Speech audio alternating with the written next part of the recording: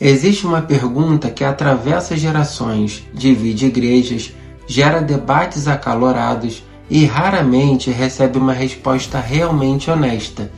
É possível perder a salvação? E foi justamente isso que um comentário aqui no canal trouxe à tona. Então vamos pensar nisso juntos, porque antes de tentar responder essa pergunta, talvez a gente precise começar entendendo uma coisa básica. Quando a Bíblia fala de vida eterna, o que isso significa? Muita gente pensa apenas em viver para sempre, lá no futuro, mas o próprio Jesus, no Evangelho de João, capítulo 17, versículo 3, diz: "E a vida eterna é esta, que conheçam a Ti, o único Deus verdadeiro, e a Jesus Cristo, a quem enviaste." Ou seja, não é só uma quantidade de tempo, é uma qualidade de relacionamento. É algo que começa agora, é estar unido a Ele. E sabendo que a vida eterna é o bem mais precioso que alguém poderia receber, Deus também nos faz, aliado a isso, uma promessa maravilhosa, a garantia de que nada nem ninguém tem o poder de nos tirar essa dádiva. Não é como um presente que a gente ganha aqui na Terra e pode perder, seja por roubo, furto ou qualquer outra coisa semelhante. Não, aqui existe uma segurança absoluta. Por exemplo, em João capítulo 10, versículo 28, Jesus diz que ninguém pode nos arrancar das mãos dele. E isso é algo poderoso. Mostra que não existe força externa capaz de tirar alguém de Cristo.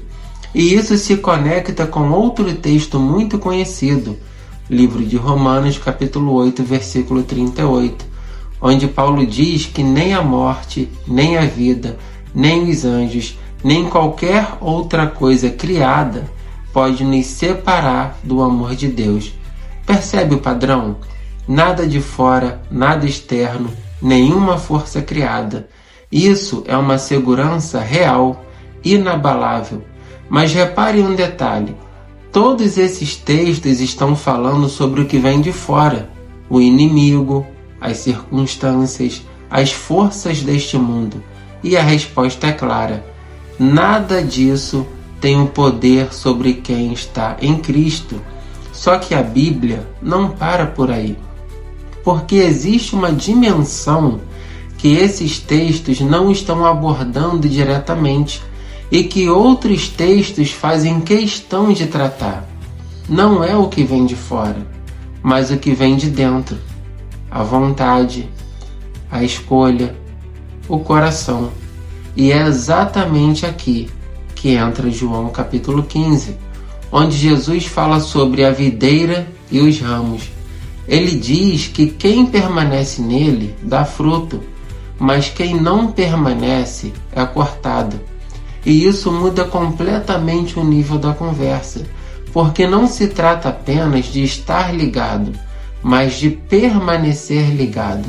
E permanecer não é algo automático, é algo vivo, é um relacionamento contínuo, é dependência, é constância, porque o ramo não produz fruto sozinho, ele só produz fruto enquanto está ligado à videira. E aqui entra uma pergunta muito importante: o que é o fruto? O fruto é a evidência de que essa vida está fluindo, é transformação, é mudança de mente, é alinhamento com Cristo. Não é perfeição, mas é direção. E é importante entender isso. O fruto não é o que nos salva, ele é a evidência de que a vida de Deus está em nós. É sinal de que essa ligação com Cristo é real e está viva. Agora, pensa comigo. Se permanecer é algo vivo, também existe a possibilidade de não permanecer. E para entender isso melhor, imagine uma tempestade forte. Chuva, ventos, raios. Você está dentro de uma casa sólida, com paredes firmes, estrutura segura. O vento bate, mas não derruba. A chuva cai, mas não entra. Você está protegido de tudo o que vem de fora. Nada pode te tirar de dentro daquela casa. Mas existe uma única coisa que pode. Se você abrir a porta e sair no meio da tempestade, por vontade própria, a casa não falhou. A proteção continua lá.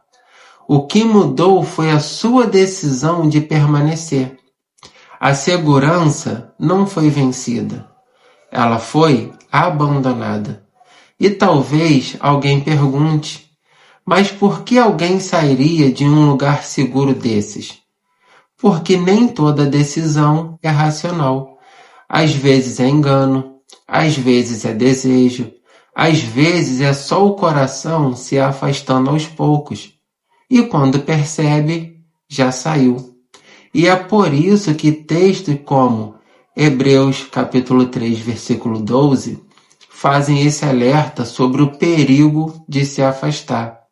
É por isso também que no Evangelho de Mateus, capítulo 24, verso 13, diz que aquele que perseverar até o fim será salvo. Agora pense comigo com toda honestidade. Se não fosse possível não permanecer, se não fosse possível não perseverar, por que tantas advertências? Então talvez a pergunta principal não seja simplesmente: a vida eterna pode ser perdida? Mas sim, o que significa de fato permanecer em Cristo? Porque a Bíblia mostra os dois lados. De um lado, uma segurança absoluta contra tudo que vem de fora, e do outro, um chamado constante à permanência, à fé, à perseverança. E talvez o erro esteja em escolher apenas um desses lados e ignorar o outro. Por isso, mais do que tentar encerrar esse assunto aqui, eu quero te convidar a refletir, a examinar as Escrituras, a pensar com calma e a reter aquilo que for bom. Porque no final das contas, Deus nunca solta você, mas Ele não impede você de soltar a mão dele.